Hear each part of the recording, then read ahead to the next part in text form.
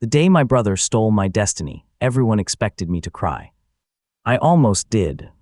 Not because I was weak, not because I was surprised. Ryan had been stealing from me since we were kids. My toy sword, my allowance, my birthday cake, even the praise I earned when I killed my first slime at 12.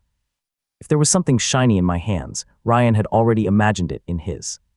But that day was different. That day, the whole kingdom watched.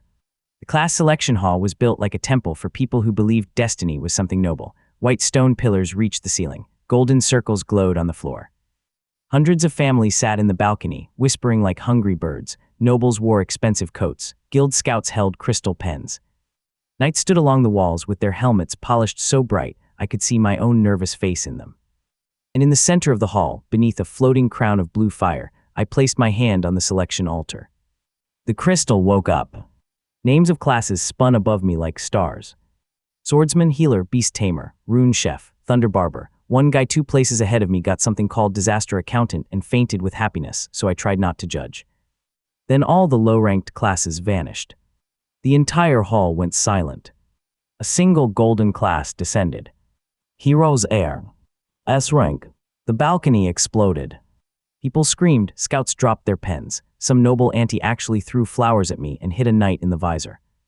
I stood there staring at the letters, trying to breathe, because S-rank classes did not appear for ordinary families. They appeared for legends, for saints, for monsters wearing polite smiles. For once in my life, the world had chosen me. Then Ryan stepped onto the platform. He was older by 3 years, taller by 1 head, and louder by about 12 villages. His hair was combed like he had personally defeated the wind. His smile was calm, but his eyes were already counting the value of what I had. He raised a silver parchment. My stomach dropped before he even spoke. It was the family contract. A stupid old magical document my father had signed years ago when our house was desperate for money. I knew it existed, but I had never read the small print because I was 10 and more interested in learning how not to die to goblins. Ryan had read it. Of course he had. He placed the parchment against the altar and said, in that gentle voice he used when he wanted to look innocent, that the firstborn son held priority over all inheritance, titles, and blessings belonging to the family. Line. My golden class flickered. The hall gasped. The contract burned silver. Chains of light wrapped around the words Heroes Heir and dragged them toward Ryan. I reached out, but the magic slapped my hand away. Ryan put his hand on the crystal. The S-rank class sank into his chest. For a moment, the whole hall was quiet enough for me to hear my own heartbeat. Then the whispers started. Poor Ethan. Unlucky Ethan. Trash brother Ethan. Ryan turned to me with fake sympathy, the kind that had teeth hiding behind it. He said I should not worry. There would surely be another class for me, maybe something humble, maybe something suited to my level. The altar dimmed. Every class option vanished except one. F rank betrayed one. The laughter hit me harder than any monster ever had. People bent over in the seats. A guild scout covered his mouth so badly his whole body shook. Someone asked if the altar was making a joke. Another said at least I had experience. Letters hung there, gray and cracked, like they had been found in a trash bin behind Destiny's house. No attack skills. No weapon mastery. No stat boost. 1 passive. Record betrayal. That was it. Ryan actually patted my shoulder. He told me not to look so bitter. The moment his hand touched me, the gray letters flashed. A cold whisper slid through my mind. Betrayal recorded, S-rank class stolen through family contract, debt value impossible to calculate, compensation pending. I froze. The laughter continued around me, but it suddenly sounded far away. Compensation pending. Those 2 words were ugly, small, and wonderful. I looked at Ryan's smiling face and almost smiled back. Almost. Because if my new class could keep receipts, then Ryan had just opened a shop called Consequences, and I was about to become its best customer. I accepted betrayed one. The hall booed as gray light crawled into my skin. It felt like swallowing winter. My stats did not rise, my muscles did not swell, no holy sword appeared, no angels sang, even the altar seemed embarrassed for me. Ryan left the platform surrounded by scouts, nobles, and people who suddenly remembered he was handsome. I left through the side door because one of the guards said the main aisle was for ranked talent only. That was betrayal number 2. The passive whispered again. Public humiliation enabled by venue authority. minor compensation stored. I stopped in the corridor. A tiny gray coin appeared in my palm. It was dull, weightless, and warm. When I focused on it, words appeared in my mind. Stored compensation, 1 denied passage, redeemable as 1 forced opening. I stared at it. Then I stared at the locked side gate in front of me. A ridiculous idea crawled into my head. I pressed the coin against the lock and whispered, "Open." The gate clicked. Not only the gate. Every locked door down the hallway clicked at the same time. From somewhere inside the building, a guard shouted that the Royal Treasury broom closet had opened by itself. I walked out smiling. That was the first moment I understood my class was not weak. It was petty. And I could work with petty. By sunset, Ryan had already signed with the Royal Guild. He stood on the mansion steps, wearing a new white cloak trimmed in gold, while my mother wept happy tears into a handkerchief like she had not just watched one son rob the other in public. Ryan announced that he would take the best room in the house because a hero's heir required space for training. My room. He said I could sleep in the storage attic. Betrayal recorded, personal space seized by beneficiary of stolen class, ownership mark created. I felt a small hook attach itself to the room upstairs. Not a physical hook, a legal hook, a magical hook, a nasty little hook that said, "This was yours, he took it, and the world now owed you interest." So I lowered my head, carried my blanket to the attic, and acted defeated. That was important. People underestimate a person who looks crushed. They talk near him. They forget he has ears. They leave documents on tables. They steal his chair and never wonder why he is counting the legs. For 3 days, I became the perfect loser. When Ryan bragged at dinner, I flinched. When servants laughed, I looked away. When the guild delivered training potions to Ryan and he took the 1 bottle addressed to me by mistake on purpose, I said nothing. Betrayal recorded, item stolen, ownership mark recorded, compensation stored. The bottle glowed gray for 1 second in Ryan's hand, so faint no one noticed. I noticed. That night I climbed from the attic window, slid along the roof, and dropped onto the balcony outside my old room. Ryan had locked it with a guild-grade ward, very fancy, very expensive. Very locked. I pressed my first gray coin to the handle. The door opened like it was afraid of me. Inside, Ryan slept on my bed, surrounded by hero training manuals, silk pillows, and 3 empty potion bottles. I did not wake him. That would have been normal revenge. Normal revenge is for people who run out of imagination. I touched the bedpost and whispered, "Return ownership." The hook in my chest snapped tight. My old room did not move, of course. But ownership is strange. A room is not just walls. It is rights, comfort, privacy, and the power to say who belongs inside. Gray light rolled across the floor. Every object Ryan had brought into my room received a tiny mark shaped like a broken promise. Then the class whispered a new option. Marked property can be recalled during direct betrayal. I almost laughed out loud. So I took nothing. I left everything exactly where it was. The next morning, Ryan held his first public training exhibition. Half the town gathered at the mansion yard. The Royal Guild sent instructors. A priest blessed his sword. Bard prepared a heroic song in advance, which felt rude because Ryan had not done anything heroic yet except inherit my disappointment. Ryan lifted a wooden training blade, activated Hero's Heir, and golden fire burst around him. People cheered. He moved faster than before, stronger than before. Every swing cut the air like it owed him money.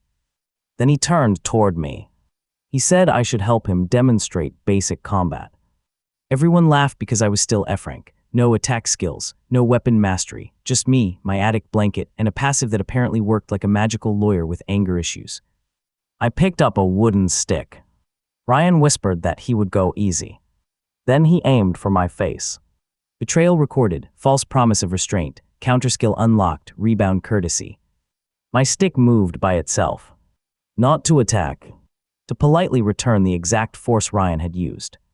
His training blade bounced off mine, curved backward in a perfect arc, and smacked him in the forehead. The yard went silent. Ryan blinked. A red mark appeared right above his heroic eyebrows. I blinked too because I had not expected the skill to have comedic timing. Ryan snarled and swung again, harder. I raised the stick. Rebound courtesy returned the force again. This time his own blade hit his knee. He hopped once, tried to pretend it was a stance, and nearly fell into the priest. People stopped laughing at me. They started making the dangerous face people make when they are deciding whether laughter is still legal. Ryan's pride cracked. He activated a golden skill called Radiant Slash. It was not supposed to be used with wooden weapons. It carved a glowing line through the yard and came straight at me. The class whispered. Lethal attack during demonstration. Backstab classification accepted. Counterskill temporarily amplified. I did the smartest thing possible. I ducked. The Radiant Slash bent over my head, turned around like a trained dog, and chased Ryan. He screamed and ran in circles around the yard, while his own golden attack followed him, trimming bushes, cutting laundry lines, and turning the bard's prepared song into loose paper snow. The guild instructor finally blocked it with a shield spell. Ryan stood there breathing hard, his cloak smoking. I held up my stick and said I thought he was going easy. That was the first time I saw fear under his anger. Tiny, fast, hidden. But it was there. And my class noticed. Next week, Ryan went into his first dungeon with a royal guild party. I was not invited, obviously. F ranks were considered baggage. But before the team left, Ryan found me behind the mansion, sharpening a kitchen knife because I had no weapon budget. He smiled too sweetly. He said he had convinced the guild to let me join as a porter. Porter carried bags, opened camp, checked traps, and died first if monsters needed a snack. I asked what the pay was. Ryan said experience. Betrayal recorded, labor requested under false opportunity, compensation stored. I agreed instantly. Ryan looked disappointed. He wanted me to beg. Instead, I packed every bag he gave me, including one that was clearly filled with rocks just to make me sweat. The dungeon entrance yawned at the edge of an abandoned quarry. Blue fog leaked from the cracks. The guild party had 6 members, none important enough for me to remember, which was fine because they treated me like furniture with shoes. Mia was there too. She was a scout with short brown hair, sharp eyes, and the exhausted patience of someone who had survived too many idiots. She did not laugh when they called me betrayed one. She just handed me a clean map and said the tunnels shifted every hour, so if I got lost, I should follow the smell of wet iron, not the draft. That advice saved my life later. Which meant I remembered it. Inside the dungeon, Ryan shined like a sunrise with trust issues. Golden aura, golden sword, golden footsteps. Every goblin melted before reaching him. Every trap triggered late because the hero's heir had danger sense. The guild praised him until I thought their mouths would cramp. I walked at the back carrying supplies. Every few minutes, someone tossed another bag at me. Betrayal recorded, unequal burden, compensation stored. At first, the stored compensation was small, a lighter step, a brief burst of stamina, a coin that could open a jammed chest, but I started testing. When a party member promised to split the monster cores fairly and then hid 3 in his pouch, my passive recorded it. I gained a gray token called Hidden Share. When another told me to stand still as bait and then forgot to warn me about a trap rune, my passive recorded it. I gained trap delay. And Ryan smiled and told me the rear tunnel was safe. While his eyes flicked away from the claw marks on the wall, my class recorded intentional danger exposure. That one felt bigger. I kept my face stupid. That was my real weapon. A stupid face is like a locked treasure chest. Everyone assumes it is empty until it eats their hand. The deeper we went, the more Ryan became irritated. He wanted me to suffer loudly, but I kept surviving quietly. A spike trap popped from the floor. Trap delay slowed it just enough for me to step aside, and the spikes pierced the rock-filled bag instead. A goblin thief stole my last bread roll. Ownership mark recorded. 10 minutes later, when the goblin tried to eat it, the bread teleported back into my hand with bite marks and a tiny refund of stamina. I ate around the bites. I have standards, but they are flexible. By the 3rd floor, Ryan stopped pretending. He reached a treasure chamber full of cracked statues and one black chest. The guild instructor said the chest belonged to whoever cleared the guardian.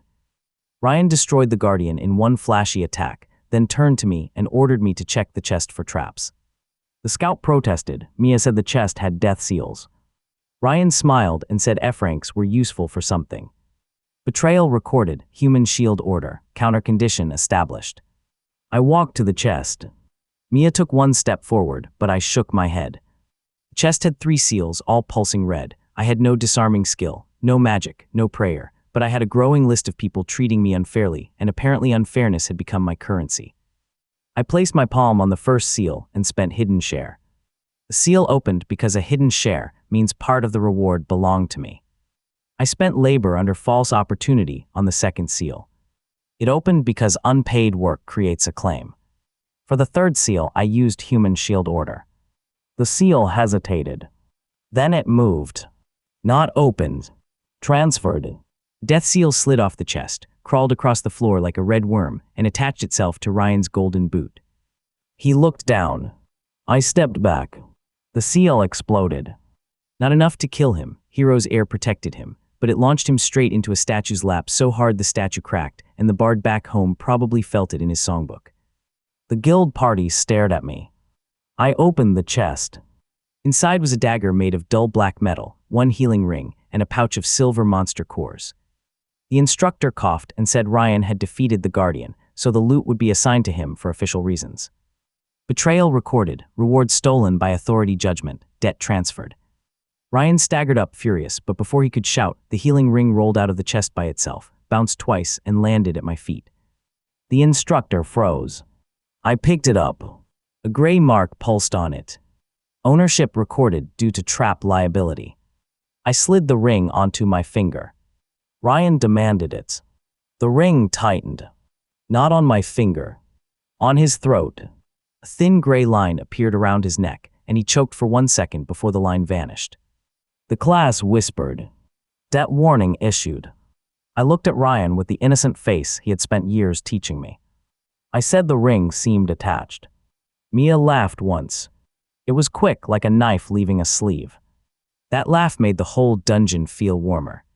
Then the floor collapsed. Not under everyone. Just under me. Later, I learned Ryan had cut the support rune with his sword while everyone stared at the ring. At that moment, all I knew was the treasure chamber opened beneath my boots and swallowed me into darkness. I fell through stone, roots, and cold fog. My back hit a slope. I rolled, slammed into something wet, and landed in a cavern where the ceiling glowed with fungus and the ground moved like it was breathing. Above me, far away, someone shouted my name. Mia. Then the hole sealed. The class did not whisper. It roared. Abandoned in dungeon, party separation caused by direct betrayal, survival evolution triggered. Gray fire burst through my veins. For the first time since class selection, my status changed. Betrayed 1 level 1 became Betrayed 1 level 10. New passive, grudge metabolism. New skill, borrowed escape. New skill, injury ledger. New title, left behind. It was the ugliest promotion ceremony in history. I was bleeding, alone, and something in the darkness had too many legs, but I smiled anyway because I had finally learned the rule. My class did not reward pain. It rewarded unfairness. And if people kept giving me unfairness for free, it would be rude not to spend it. The monster came from the wall. It looked like a centipede built by a drunk blacksmith. Armor plates, bone legs, a mouth like cracked scissors. I had a black dagger, 1 healing ring, and no attack skills. The monster lunged. I activated borrowed escape. Nothing happened for half a second, which was rude. Then my body moved with Ryan's stolen hero agility. Not permanently, not even properly. It was like borrowing someone's fancy horse by kicking him out of the saddle for 1 second. I slid under the monster's jaws, grabbed a broken bone from the floor, and stabbed it into a soft joint. The monster screamed. My arms screamed louder. Injury ledger recorded damage taken during forced abandonment, repayment available. A gray number appeared over my wound. I punched the number. The injury vanished from my arm and appeared on the monster's leg. The leg snapped. I stared. The monster stared back, which was impressive because I could not find its eyes. Then I understood. I did not heal. I transferred the bill.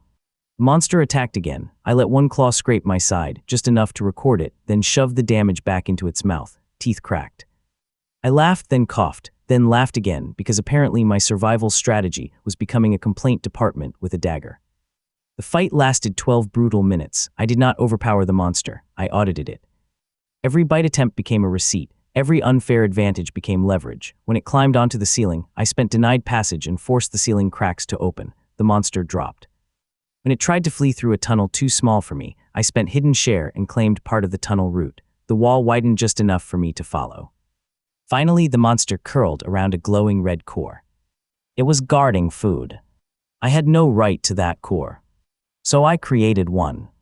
I threw the rock-filled bag Ryan had made me carry into the monster's nest. The monster crushed it. Betrayal recorded, burden destroyed after forced labor, compensation stored. I spent it instantly. The core popped out of the nest and flew into my hand as back pay. The monster lunged. I stabbed the core with the black dagger. The cavern exploded with red light. When I woke up, the monster was ash. The dagger had gained a jagged edge, and my class had learned a new trick. Counterskill acquired, Debt Collector's Blade. The dagger could not cut innocent things well. It bounced off normal rock. It barely scratched clean wood, but when I swung it at something that owed me, it cut like reality was made of paper. That meant Ryan had just become softer than butter in July. The dungeon tried to kill me for 2 days. It failed because it was too honest. Monsters attacked from the front, traps clicked before springing, poison smelled bad, honest danger was simple. My class did not grow from it much, but my brain did. I learned to bait traps into monsters, trick goblins into stealing cursed coins, and use my healing ring as a fake treasure to start fights between creatures that would have eaten me together. At one point, a slime swallowed my boot. Ownership mark recorded. I waited until it returned to its slime family, then recalled the boot. The boot came back. So did half the slime. The other slimes looked deeply offended. I used the confusion to run. By the time I found the exit, I had no clean clothes, 3 monster cores, a cursed tooth necklace, and a new appreciation for fungus that did not scream when touched. I crawled out of the dungeon at dawn. The guild had already returned. The official report said I had panicked and separated from the party. Ryan had received a bravery reward for attempting to rescue me. Attempting. He had not even stayed for lunch. Betrayal recorded retroactively. False report, reputation theft, reward misassigned, debt consolidated. I felt something heavy settle inside my chest. The word consolidated was not cute. I returned to town while everyone was gathered in the square to celebrate Ryan's successful first dungeon raid. He stood on a stage wearing a medal that shined brighter than his conscience. The guild instructor praised his leadership. The crowd cheered. My mother cried again. She was becoming very efficient at that. Then someone saw me walking through the gate. The cheering died in patches. I looked like I had been chewed by architecture. My shirt was shredded. My hair had dungeon dust in it. A mushroom was growing on my left sleeve, and I had decided we were friends. Ryan's face went pale. Mia ran toward me from the edge of the square. She looked furious and relieved at the same time, which was a complicated expression, and somehow she managed it. Ryan recovered quickly. He jumped down from the stage and shouted that he was so glad I survived. He hugged me in front of everyone. The crowd sighed like they had just seen brotherly love. My class whispered. False affection used to conceal attempted murder. Major betrayal recorded. I hugged him back. Then I activated Debt Collector's Blade. Not with the dagger. With the medal. My hand touched the shiny reward on his chest. The medal cracked down the middle. Gray light poured out of it and formed a list in the air. Reward assigned for rescue attempt. Rescue attempt not performed. Actual abandoned party member present. Debt transferred. The square went silent. The metal melted into gray coins and rained into my palm. Ryan shoved me away. I staggered back like I was weaker than I was. That made him look worse. Very important. When someone wants to be seen as a hero, do not just prove they are a liar. Make them perform the lie badly in public. Mia stepped beside me and said the floor collapse had been cut by a sword, not triggered by a trap. The guild instructor shouted that she had no proof. I smiled. I had proof. I lifted the black dagger. It had cut the monster that attacked me, the traps that blocked me, and the lies that followed me home. The blade hummed when I pointed it at Ryan's sword. Debt trace detected. A thin gray line stretched from my dagger to his golden weapon. The crowd saw it. Ryan tried to hide the sword behind his cloak, which was a bold plan if the crowd had been blind. The guild instructor stepped forward and said this was a misunderstanding. My class whispered again. Authority shielding guilty party, compensation available. I spent the gray coin from the locked gate. Forced opening. Every buckle, button, clasp, and secret pouch on the instructor's uniform opened at once. Documents spilled everywhere. Reports, bribe notes, a signed agreement promising Ryan extra credit for keeping me away from loot, one embarrassing lunch receipt for 6 honey cakes. The crowd read fast. Crowds always read fast when scandal is free. The instructor tried to gather the papers, but Mia stepped on the most important one and slid it toward me. I picked it up.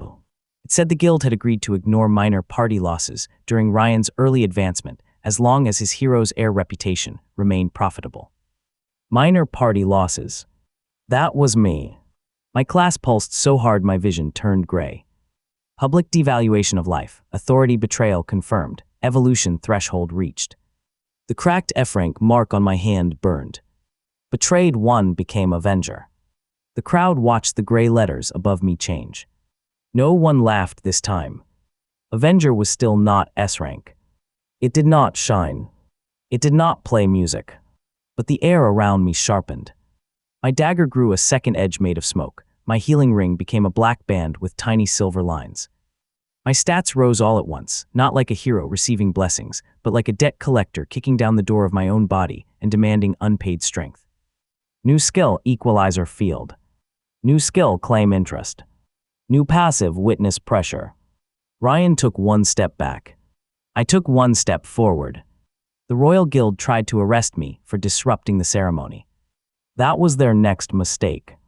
3 knights moved in. They were not bad people, maybe. They were just following orders from a corrupt instructor who had been paid to treat me like disposable luggage. But when someone grabs your arm while standing on a stack of fresh evidence, good intentions become very expensive. I activated Equalizer Field. A gray circle spread under our feet. Inside it, borrowed status, stolen advantage, false authority, and unfair boosts were temporarily balanced. Ryan's golden aura dimmed. The instructor's command badge cracked. The knight's enchanted armor became normal metal.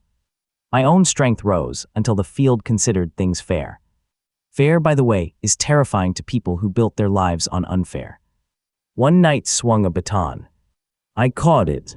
Not because I was stronger than him forever, but because inside my field, he no longer got to use guild training paid for by the same fund that had covered up my abandonment. That counted as connected debt. The baton stopped in my hand. I smiled at him. He let go. Smart man. The other knights did the same. Ryan tried to attack from behind while everyone stared. Classic. My new passive loved it. Witness pressure activated. Every person who saw him attempt the backstab became part of the record. Their shock weighed down his sword like wet sand. His heroic slash dropped so slowly I had time to turn, raise one eyebrow, and step aside. The sword hit the stage. The stage collapsed. The bard, who had returned with a new song somehow, fell into a barrel. I looked at Ryan and said he should practice rescue attempts. The crowd laughed. Not at me. At him. That sound changed everything. Ryan had stolen my class, my room, my reward, and my reputation. But the first thing I stole back was the joke. After the square incident, the Royal Guild suspended the instructor, pretended it had always cared about fairness, and invited me for a private evaluation. I refused. That surprised them. People with power expect hunger to make you crawl, but I had learned something in the dungeon. When someone needs you quietly, make them ask loudly. So I opened a tiny office in the old storage attic. I put a wooden sign outside that said Compensation Consulting. Mia stared at it for a full minute.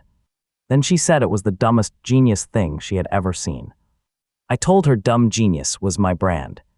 At first, people came to mock me. Then a farmer asked if my class could help with a merchant who had underpaid him for monster wool. I asked for the broken contract, the original promise, and one piece of wool.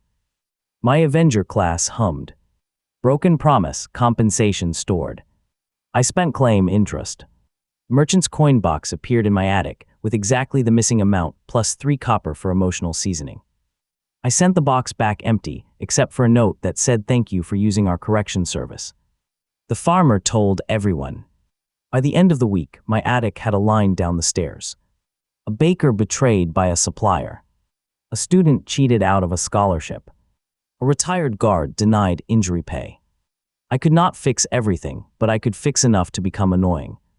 Annoying is the first stage of powerful. Ryan hated it. His hero's air class grew quickly through quests, monster kills, and public admiration. He learned Holy Charge, Lionheart Guard, Radiant Judgment, and a ridiculous skill called Noble Smile that made weak-minded people trust him for 5 seconds. I know because he used it on a tax officer and got a discount on horse feed. But every time he tried to sabotage me, I grew too. He sent guild clerks to declare my attic office illegal. Betrayal recorded, unequal enforcement, claim interest applied. Their own offices were inspected the next morning, and half of them had unpaid permit fees. He convinced suppliers not to sell me ink. Betrayal recorded, market exclusion, ownership chain traced. Every pen he owned started writing my name at the end of his signatures. He told nobles that my power was cursed. Betrayal recorded, reputation attack. Witness pressure made every person who repeated the rumor suddenly remember one embarrassing lie they had told that month. The rumor spread, but so did panic. Nobles stopped gossiping about me because my class was turning their social lives into a confession booth. Mia became my partner, though she refused the word partner for 2 weeks because she said I attracted disasters like honey attracts ants with knives. She handled scouting, maps, and common sense. I handled contracts, grudges, and making enemies regret learning my name. We had one rule: never attack first. It sounded noble. It was not. My class needed betrayal. So we baited it. We took suspicious jobs from shady clients. We walked into obvious traps with backup plans. We signed contracts with enough loopholes to strangle a dragon and waited for greedy people to trip. One noble hired us to recover a pearl from a flooded dungeon, promising payment on success. The contract said payment would be delivered upon safe return. Mia read it and frowned. I asked if she noticed the missing definition. Safe return for who? The noble smiled too much. So we accepted. The flooded dungeon was basically a castle that had lost an argument with a lake. Water filled the halls. Fish swam through broken windows. Ghosts floated around complaining about damp carpets. We found the pearl inside a giant clam monster sleeping in the throne room.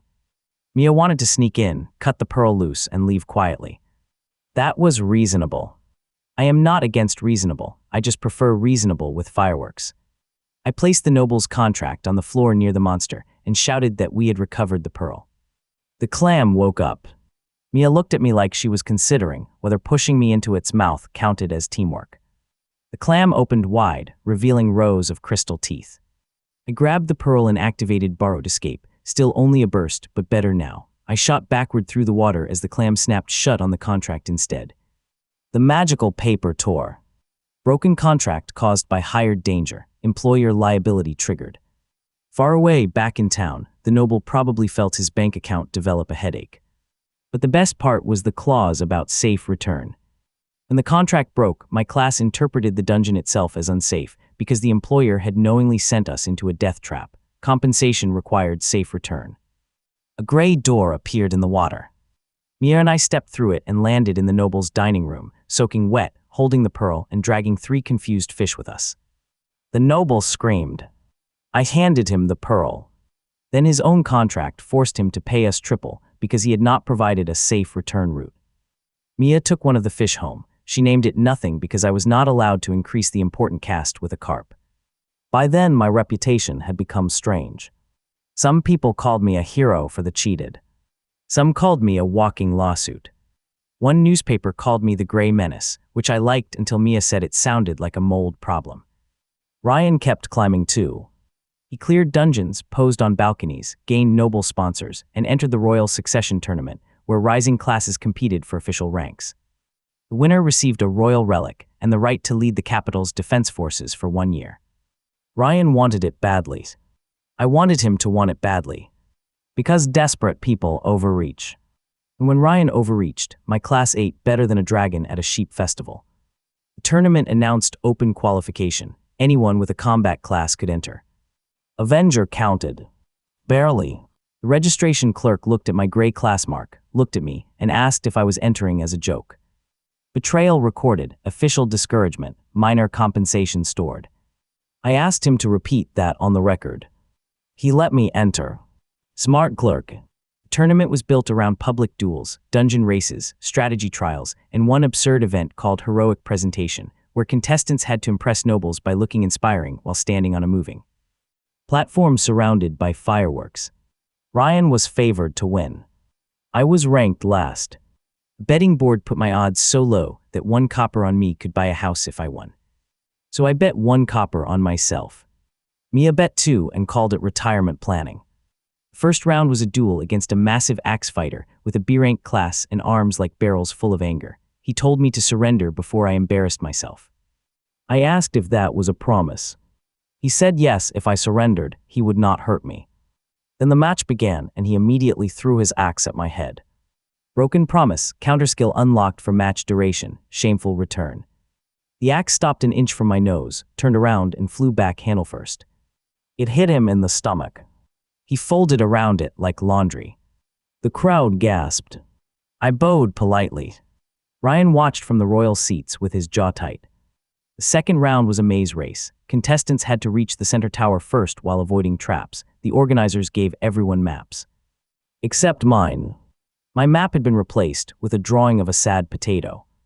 Betrayal recorded, sabotaged navigation, compensation stored. I showed Mia. She said the potato had good shading. I entered the maze without a map. At the start signal, everyone sprinted. I walked to the nearest wall and placed the potato drawing against it. Compensation, denied map, redeemable as root claim. A gray line appeared on the floor, leading straight through the maze. Not around the traps. Through the traps. That was fine, through is just around with confidence. I followed the line, a dart trap fired, trap delay slowed it. I caught one dart and used it to jam the next mechanism. A rolling boulder chased me, so I spent unequal burden and made it carry one of the extra stone weights Ryan's team had hidden in my starting pack. The boulder became too heavy, sank into the floor, and blocked the path behind me. Two contestants shouted insults from the other side. I told them to thank the potato. At the center tower, the final gate required a key from a guardian statue. I did not have the key. But the statue had promised all contestants equal challenge. My missing map meant unequal challenge. The statue owed me. I held out my hand. It gave me the key. Then it looked confused about its life choices. I won the maze by 7 minutes. The crowd started chanting my name. Not many, not loudly, but enough. Ryan crushed his cup in the stands. Golden juice spilled on his heroic pants. The third round was heroic presentation. I considered losing on purpose. Then Ryan bribed the fireworks crew to make mine explode early. Betrayal recorded, performance sabotage, public safety violation, compensation available. Now I had to win. Ryan went before me. He stood on the moving platform as golden sparks shaped themselves into wings behind him. He smiled. Nobles sighed. His hero's air aura painted the sky with sunlight. It was beautiful, annoying, and expensive. Then my turn came. The platform jerked under my feet. The sabotaged fireworks ignited all at once. Dozens of rockets shot toward me. The crowd screamed. I activated Equalizer Field. Inside the gray circle, the fireworks were not decorations. They were evidence. Each rocket carried the debt of sabotage. Each explosion owed me spectacle. Each dangerous spark owed me safety. So I raised both hands like a conductor. The rockets froze around me. Then they turned gray, bent into chains of light, and formed wings behind my back. Not angel wings. Receipt wings. Every feather was a broken promise. Every spark was a stolen chance. The sky above the arena filled with images from my recorded betrayals. Ryan stealing the class, the guild abandoning me, the instructor lying, the noble's contract breaking, the map replaced with a potato. The crowd saw everything. I did not need to explain. That was the beauty of receipts. They speak fluent embarrassment. At the end, the fireworks spelled one sentence in gray fire. Pay what you owe. The nobles stood up. Some applauded. Some ran to check their contracts. Mia laughed so hard she had to sit down. Ryan advanced to the finals. So did I. But before the final match, the Royal Guild changed the rules. Suddenly, the championship would include a relic compatibility test. Contestants had to hold the royal relic without being rejected. The official reason was tradition. The real reason was Ryan. Hero's Heir had high compatibility with holy relics. Avenger had unknown compatibility, which was polite language for maybe the relic will bite him. Mia found the rule change notice hidden behind a public board, posted after midnight. She brought it to me with that sharp look that meant someone was about to regret paperwork. Betrayal recorded, late rule change, unequal notice, compensation stored. I could have challenged it publicly. Too obvious. Instead, I accepted. Then I spent the compensation on something much nastier. Notice received late, claim equal preparation time. Time is difficult to compensate. The class thought about it for 3 painful seconds. Then it gave me a skill called delayed advantage.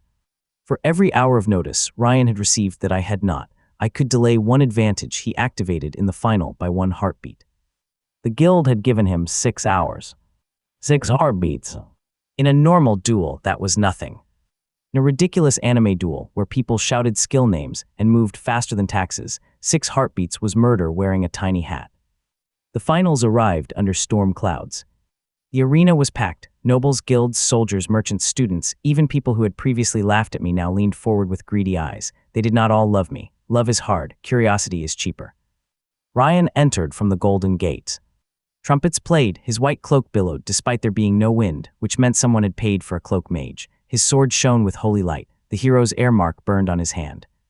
I entered from the gray gate. No trumpets.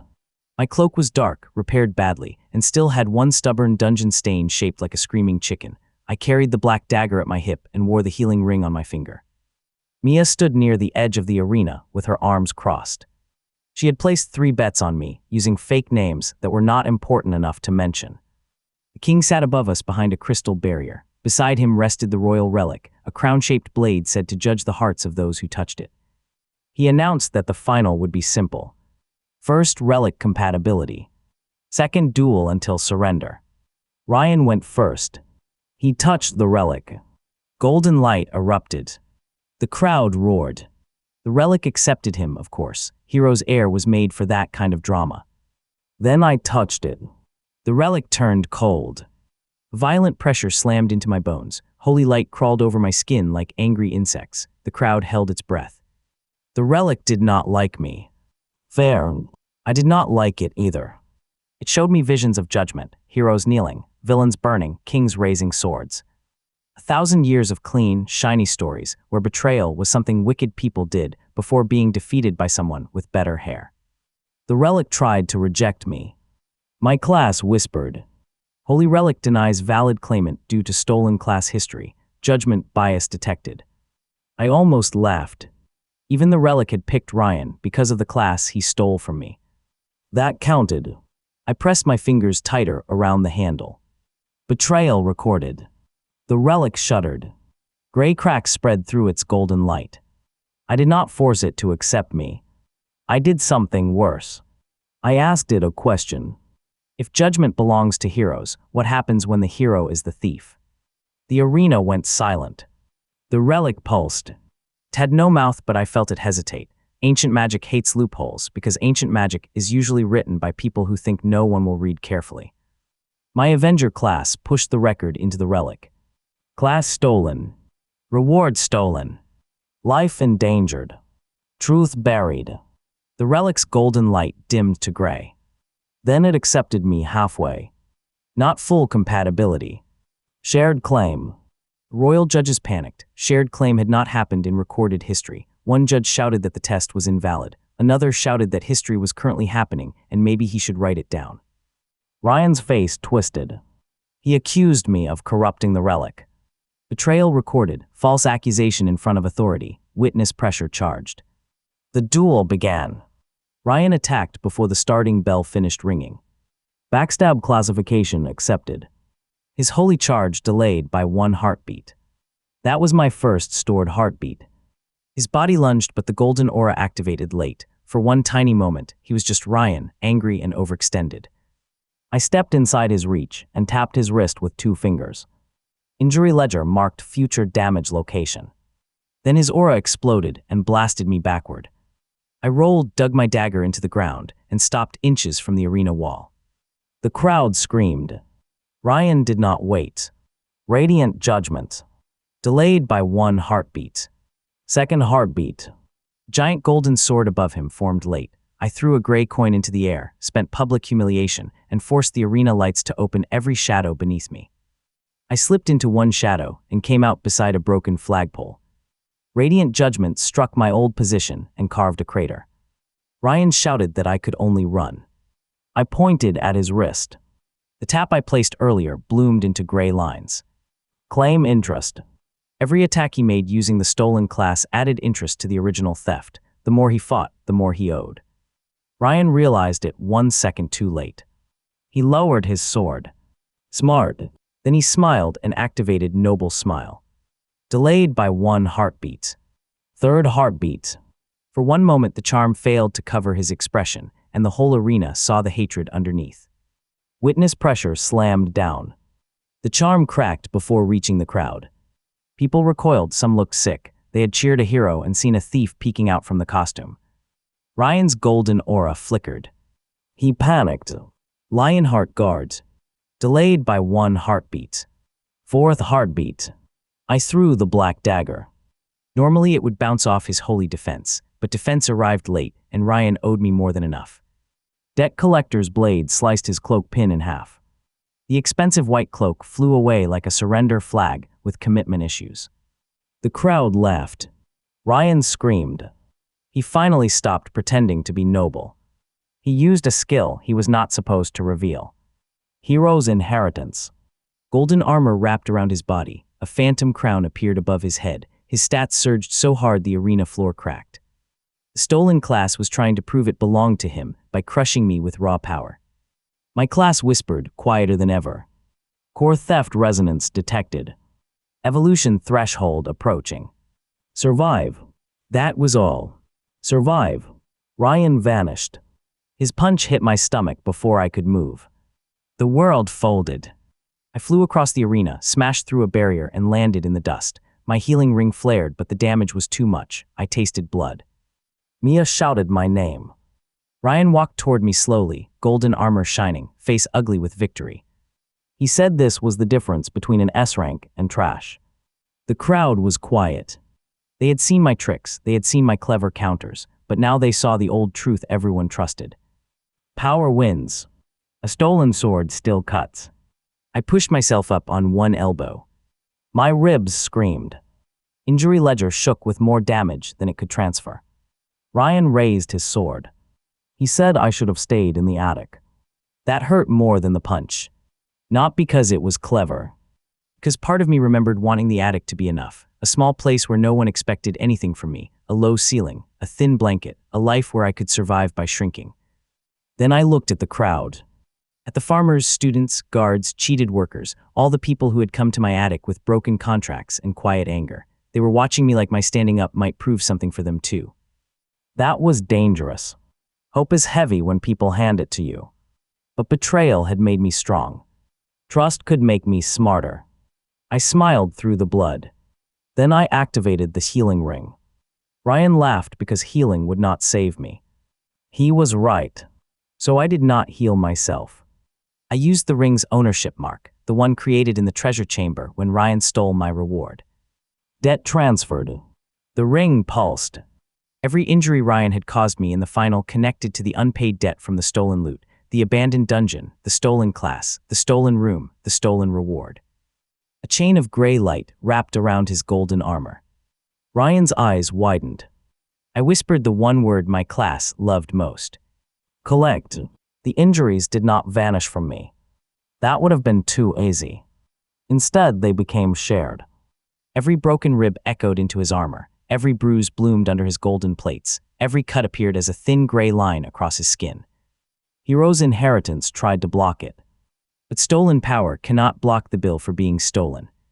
Ryan staggered. I stood. Not gracefully, not heroically. I stood like a man whose body had filed a complaint and was waiting for a response. Ryan attacked again. Holy charge. Delayed by 1 heartbeat. 5th heartbeat. I stepped aside, grabbed the chain around his armor, and pulled.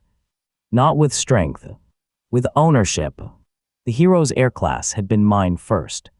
I could not take it back. The contract had moved it legally, even if dirty magic had helped, but I could claim the debt created every time Ryan used it against me. The chain tightened.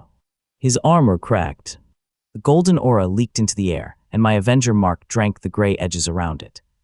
Ryan realized the more he used his strongest skill, the more he paid me. So he did the worst thing possible. He tried to surrender privately. He whispered low enough for only me to hear that if I let him win, he would return my room. Broken promise offered before fulfillment, insultingly small compensation, witness pressure awaiting public statement. I looked at him. The arena waited. I said louder than necessary that he was offering my bedroom back in exchange for the stolen S-rank class, attempted murder, fraud, and a tournament title. The crowd inhaled as one creature. Ryan's whisper became public. Witness pressure crushed him. His armor flickered. He screamed and swung his sword with everything he had. Radiant judgment. Delayed by 1 heartbeat. 6 heartbeat. The final stored delay. The golden sword formed above him, but too late. I was already moving. Mia had once told me that when a stronger opponent attacks with a huge finishing move, the safest place is not far away. Far away is where the attack lands. The safest place is under their arrogance. I slid across the cracked arena floor, directly toward Ryan, and pressed my palm against his chest plate. Equalizer field. Claim interest. Debt collector's blade. Injury ledger. Witness pressure. Every skill I had earned from every betrayal stacked together, not like a heroic combo, but like overdue bills on a noble's desk. My class mark shattered. Avenger became contract breaker. The gray circle under us turned black at the edges. New authority unlocked, sever unfair terms. The family contract appeared between us as a ghostly parchment. The same contract Ryan had used to steal Hero's heir.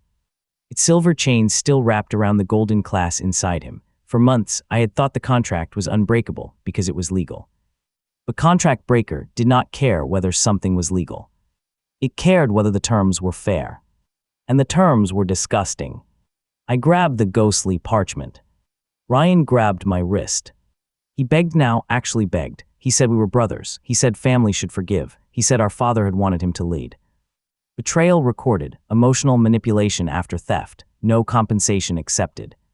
I looked him in the eyes and tore the contract in half. The arena cracked with thunder. The silver chains around Hero's heir snapped. But the class did not fly to me. That surprised everyone. It surprised me too. Hero's heir rose between us like a golden flame, free for the first time since selection. It hovered near my chest. For 1 second I could have taken it. The class that should have been mine. The class that would have made everything easy. I reached toward it. Then I stopped. Because I had watched Ryan become a monster while wearing that light. I had spent months learning every nasty corner of my gray class. I had turned mockery into weapons, traps into doors, lies into ladders. I had become something the golden class could never teach me to be. Clever, patient, hilariously unfair to unfair people. So I closed my hand. Not around Hero's heir. Around the debt attached to it. The golden flame shook. All the stolen growth Ryan had gained by using my class through betrayal peeled away from him in gray ribbons. He kept the base class. I took the karma. Contract breaker accepted settlement. Ryan collapsed. His golden armor vanished, his sword cracked. The giant radiant judgment above us shattered into harmless sparks that rained over the arena like tired fireflies. I fell to one knee. For a moment, no one moved. Then the crowd erupted. Not polite applause. Not noble approval. A roar. People shouted my name from every side. Some cried, some laughed, some held up broken contracts like holy symbols. The cheated, the ignored, the underpaid, the discarded, all screaming like they had watched someone punch the sky and make it apologize.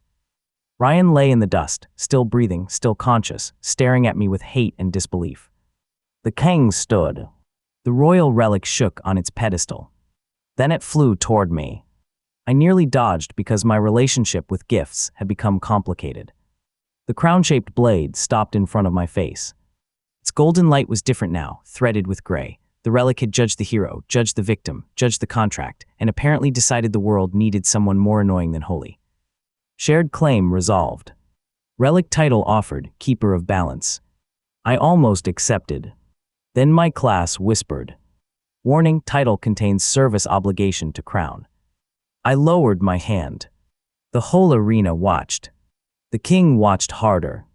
I asked whether the title came with unpaid duties, forced military command, political loyalty, or any little sentence hidden in ancient magic that would turn me into a royal attack dog. The relic went silent. The king's smile stiffened. Mia covered her mouth. Betrayal attempt detected. Glorious title with concealed obligations. Contract breaker activated by refusal. The relic cracked. Not destroyed. Edited. Invisible terms burned away. The golden blade shrank into a simple gray gold knife, elegant and sharp, with no crown shape and no royal leash. New title offered, free arbiter. I accepted that one. The crowd exploded again. The king clapped slowly, which is what powerful people do when they are angry but surrounded by witnesses.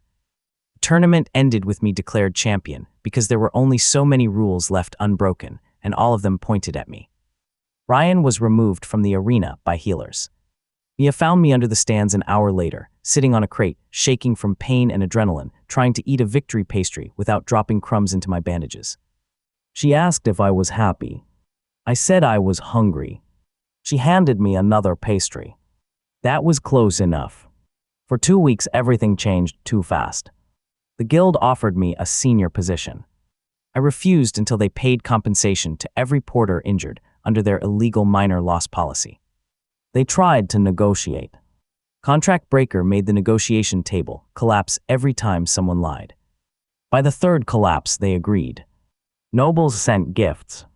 I returned any gift with a hidden tracking spell, curse, obligation clause, marriage proposal, poison, or poem. The poem was not magical, just terrible, still dangerous.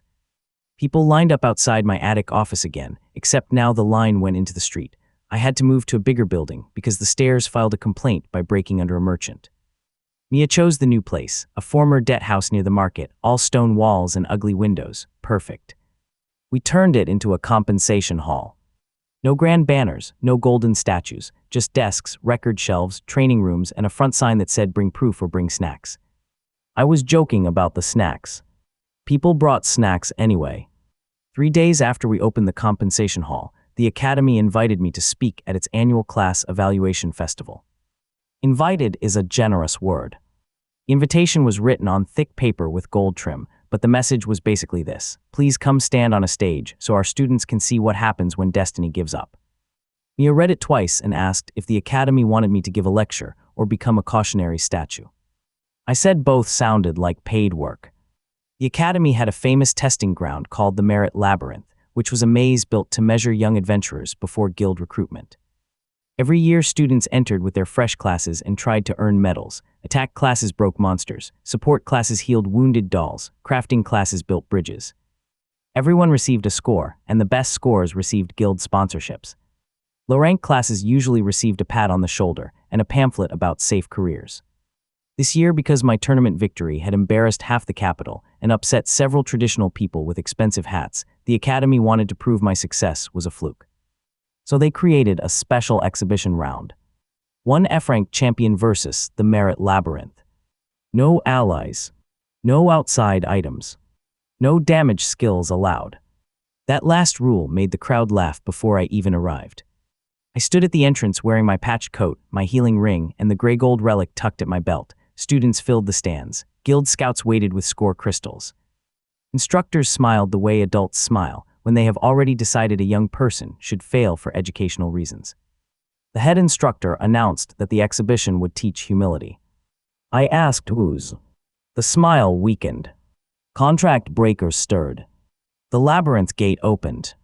Inside, the first chamber contained a stone golem with a bronze shield. A sign above it read, "Defeat the Guardian to pass." Simple, direct, obviously unfair to anyone without attack skills. The crowd leaned forward. I walked up to the golem and waved. It raised its shield. I did not attack. I read the sign again. Defeat the Guardian to pass. The trick was that the sign did not say defeat by combat. It did not say kill, damage, overpower, or heroically scream while glowing gold. It said defeat. So I took out a chalk stub, drew a line on the floor, and said the golem was guarding the wrong side. The golem paused. Construct logic loves rules because it has no imagination. I pointed behind it and explained that if the gate was behind me now, then I had already passed its guard position, which meant it had failed to guard the passage, which meant it had been defeated by bad placement. The golem looked at the sign. The sign looked ashamed for being vague. The golem lowered its shield and stepped aside. The crowd went silent. Then someone in the student section started laughing, not at me this time. Good. Second chamber trap corridor. 50 floor tiles, 30 were fake, 10 shot arrows, 5 released sleeping gas, 4 dropped slime, 1 was safe. Mia would have loved it. I took 1 step and stopped. My class whispered. Betrayal detected, advertised evaluation designed with hidden lethal force beyond student standard, claim available. Oh, so the academy had not just rigged the test, they had made it dangerous enough to humble me permanently. That was generous of them. I crouched beside the first tile and touched it. Record Betrayal had grown from a pathetic passive into something much sharper, but it still loved the basics. Someone had promised a school test. Someone had built a murder hallway. That gap between promise and reality was where my power lived. Compensation stored, safe route. A gray thread appeared on the floor, visible only to me. I followed it, but not straight to the exit.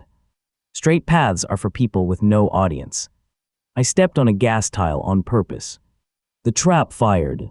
Sleeping smoke exploded upward. Before it touched me, contract breakers severed the unfair part of the trap, harm to the examinee. The smoke lost its sleep effect and became ordinary fog. Then I stepped on an arrow tile. The arrows fired. I had already angled my body, so they struck the next fake tile, cracking it open and revealing a hidden mechanism. Then I stepped on a slime tile. The slime dropped, harmless now, and splashed across the mechanism, jamming 3 more traps. By the time I reached the far door, the corridor had disabled itself while trying to cheat me. The score crystal above the chamber flickered, confused. No damage dealt. No attack skills used. Evaluation complete. The door opened with the embarrassed groan of a system that had lost an argument. Third chamber was worse. An illusion of Ryan waited there. Not a memory, not a real person. A magic copy wearing golden armor, holding a perfect hero's air sword, smiling with perfect cruelty. The Academy had built a personal trauma stage. Subtle. The illusion said I only won because Ryan made mistakes. It said my class needed betrayal, which meant I needed victims, which meant I was just another parasite pretending to be justice. The words hit harder than I expected. Because clever insults do not have to be true to cut. They just need to touch the part of you that is afraid they might be. The illusion rushed forward with radiant slash. My body wanted to dodge. My class wanted to record. My anger wanted to break its face. Instead, I closed my eyes. I asked one question. Who benefits from this illusion? Not me. Not the students. Not the academy, if the goal was education. The people who benefited were the ones trying to prove that my power came only from pain, that my climb was ugly, that low-ranked classes should stay low, because anything else made the ranking system look stupid. I opened my eyes and let the golden blade pass through me. Illusion attacks do not cut flesh, they cut confidence. So I gave it no confidence to cut. I told the illusion it was right about one thing. Ryan had made mistakes. Then I told it the part it forgot. I made invoices. The illusion froze. Fake Ryan can copy Ryan's sword, Ryan's smile, and Ryan's arrogance, but it cannot copy the years he spent building my receipts. It had no real debt, no real history, no real claim. Contract breaker severed false emotional authority. The golden armor peeled away from the illusion like cheap paint in rain. Under it was a wooden training dummy with a speaking crystal in its chest. I plucked the crystal out and held it toward the viewing window where the instructors watched. Their voices were still echoing from inside it. They had been feeding lines to the illusion. The entire student section heard them whispering my private humiliations like stage directions. Witness pressure bloomed across the chamber. The dummy collapsed. The score crystal went from silver to gray gold. New category unlocked, emotional hazard reversed. I bowed to the window. The window curtains shut very quickly. By the fourth chamber, the academy stopped pretending. The door opened into a fake treasure room with 5 chests and a sign that said only one reward may be claimed. The chests were labeled strength, wealth, fame, revenge, and exit. The exit chest was tiny. Of course it was. I could hear the crowd murmuring through the walls. They expected me to choose revenge, maybe wealth, maybe fame if I wanted to be honest about being petty. I chose all 5. The room shook. A voice from the ceiling announced that greed had been detected. I said no, negligence had been detected. The rule said only one reward may be claimed. It did not say the rewards could not claim me. Then I opened the smallest chest first. Inside was a key. The key floated up and tried to fly toward the exit door. I stepped aside. The key touched the lock. The exit claimed me as its reward. The door opened. Then I opened the wealth chest. Gold spilled out and every coin had the Academy seal on it. I touched one coin and activated ownership mark. Stolen tuition surplus detected. The coins rolled out of the chest and formed little piles labeled with student names. Not actual names, thank goodness, because my life already had too many dramatic labels. Just glowing markers that showed who had overpaid for training materials they never received. The crowd roared. Then I opened the strength chest. Inside was a red potion. The label promised temporary power boost. The liquid smelled like burnt pepper and legal trouble. I held it up to the light. Hidden clause, user forfeits evaluation rights upon consumption. I poured it onto the floor. The floor got stronger. That was not a joke. Stone tiles rose into tiny muscular legs and began kicking at the walls. Apparently the potion did not care what consumed it. The academy had to close the chamber for repairs after that. The fame chest contained a medal that tried to brand my chest with academy property rights. Contract Breaker edited the brand until it said academy embarrassment rights instead, and the medal flew straight through the viewing window, attaching itself to the head instructor's robe. The revenge chest was last. Everyone went quiet. Inside was a black dagger made of curse glass. It whispered that if I took it, I could strike anyone who had wronged me and bypass defense once. Useful. Dangerous. Very rude. Dagger wanted me angry. It wanted me to think of Ryan, the guild, the tournament, the laughter. It wanted my hand around its handle because a revenge weapon without an angry owner is just fancy tableware. I smiled. Then I closed the chest. Not every offer deserves a dramatic refusal. Some deserve being put back in the box like a snake at a children's party. The chamber accepted my choice. New skill fragment learned, selective claim. Useful. Very useful. The final chamber contained the real trap. At the center stood a mirror knight, not an illusion, a living evaluation construct. Its armor reflected every person in the stands. Its sword changed shape based on whoever it faced. The head instructor's voice returned, strained but still smug. He announced that the Mirror Knight copied the highest-ranked active class in the arena. That was not me.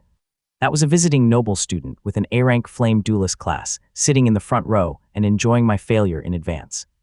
The Mirror Knight burst into fire. Its sword became a burning lance. The crowd panicked. The instructors panicked more because they had forgotten an important fact about copying powerful classes. You still need to control what you copied. The Mirror Knight charged at me. I ran. Heroic, no. Smart, yes. I led it in circles around the chamber, letting its flame lance carve glowing grooves into the floor. Every time it missed, it damaged the Academy's expensive magic array. Every time the instructors tried to shut it down, the knight interpreted their command as interference with its evaluation and ignored them. Mia later said watching a room full of experts lose control of their own bad idea was the finest art she had ever seen. But running could not win forever. So I stopped in front of the viewing glass. The Mirror Knight aimed at my chest. I pressed both hands to the floor. Contract Breaker, I whispered inside my head, who is the claimant? The answer came like a cold coin dropping into my palm. The copied class was not betrayed. The construct was. The Academy had created it to evaluate students fairly, then forced it into a rigged execution exhibition. Its purpose had been stolen. I placed one hand on the knight's reflected boot as it lunged. Record Betrayal. For the first time, my power recorded betrayal against something that was not human. The knight froze mid-strike. Its mirror face turned toward the viewing window. The flame sword changed. Not into my weapon. Into a judge's pointer. I stepped aside. Mirror Knight walked past me, broke through the glass, and gently but firmly chased the instructors out of their own control room, while every student in the stands screamed with laughter. The exhibition ended because there was no one left willing to announce the next rule. My final score appeared above the labyrinth. Combat damage dealt, 0. Rules broken, none. Rules embarrassed, all of them. Educational value, catastrophic. The students cheered so loudly, the academy bell cracked. Low-rank students rushed the railing, holding up their class marks like they had just remembered those marks belonged to them. A boy with F-rank candle holder made every torch in the arena bow. Girl with E-rank mud listener found a broken water pipe under the stands before it collapsed. Another student with F-rank pocket warmer heated the leftover pastries, which instantly made him important to me. The head instructor tried to declare the score invalid. The Mirror Knight tapped his shoulder with the judge pointer. He reconsidered. I sunset. The Academy agreed to rewrite the Merit Labyrinth rules. Non-combat solutions would count. Hidden lethal traps would be removed. Emotional hazard stages would require consent, which felt like a phrase someone should have invented earlier. Low-rank students would receive sponsorship interviews instead of career pamphlets. I did not take a fee. I took something better. Every unfair rule removed from the labyrinth became a portable clause I could use once. The academy called it a magical compliance artifact. I called it a pocket loophole. Mia told me not to put loopholes in my pocket because that sounded exactly how people lost pants. She had a point. Still, when I walked back to the compensation hall that night, low-rank students followed me for 3 streets, cheering like I had slain a dragon. I had not slain anything. I had made a school apologize to a hallway. Honestly, that felt harder. The academy tried one last move before we left. They sent a sealed envelope through a messenger who looked deeply sorry to be involved. Inside was a disciplinary notice accusing me of disrupting sacred educational tradition. Sacred educational tradition apparently meant rigged traps, fake trauma ghosts, and potion-enhanced flooring. Notice demanded I return the pocket loophole artifacts and apologize for encouraging low-rank students to question approved pathways. Mia asked if approved pathways were the ones full of arrows. I signed the bottom of the notice. Then I wrote under my signature, apology accepted. The parchment glowed. The academy seal flickered. Contract breaker whispered. Ambiguous demand reframed by recipient. Sender failed to specify who apologizes. Notice folded itself into a paper bird, flew back to the academy tower, and according to 3 excited students who ran to tell me, landed on the head instructor's desk before forcing him to read his own apology out. Loud to the entire faculty. It was short, not sincere, but public. Public is a good start when sincerity is still under construction. That night, the compensation hall received its first official student delegation. They did not ask me to punish the academy. That surprised me. They asked how to make their own classes useful when everyone else had already decided what useful meant. So I made them train in the strangest way possible. The candle holder had to light torches without fire by convincing darkness it had overstayed its welcome. The mud listener had to find hidden cracks under the street by gossiping with puddles. The pocket warmer had to keep a wounded scout alive during cold shock by turning every coin in the room slightly warm and building a heat circle on the floor. None of those were attack skills. All of them saved people by morning. A roof collapsed 2 streets over after a contractor used sand instead of binding stone. The mud listener heard the foundation complaining first. The candle holder guided trapped residents through smoke when lamps failed. The pocket warmer kept a baby breathing until Claire arrived. The next day, Guild Scouts came looking for those students.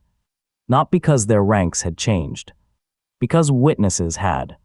I watched the low-rank kids stand taller and felt something shift in me. Betrayal had built my class, but it did not have to build theirs. If my pain could become a ladder someone else climbed without falling into the same hole, then maybe even Ryan's first theft had failed in a way he would hate. It had not ended me. It had made me inconvenient. And now inconvenience was spreading. My class kept evolving through use, but not all betrayal was worth collecting. That became my next lesson. A child breaking a promise because he forgot was not betrayal. A desperate worker stealing bread because her boss had not paid her was not my target. A scared soldier abandoning a shield because he was wounded was not the same as Ryan cutting the floor under me. My power grew sharper when my judgment did. If I chased every tiny wrong, I would become a bully with paperwork, so I learned to ask questions before collecting. Mia helped with that. She had a talent for spotting when people were lying, because her eyes made liars feel like they had stepped into cold water. And then there was Claire. Claire was a healer from the royal temple, calm, pale-haired, and terrifying, in the way gentle people become terrifying when they are tired of cleaning up powerful people's messes. She came to my hall with a stack of medical reports, proving the temple had healed nobles first during dungeon disasters, while common adventurers bled in corridors. She expected me to be shocked. I was not shocked. I was delighted. Not because people were hurt. Because the temple had written everything down.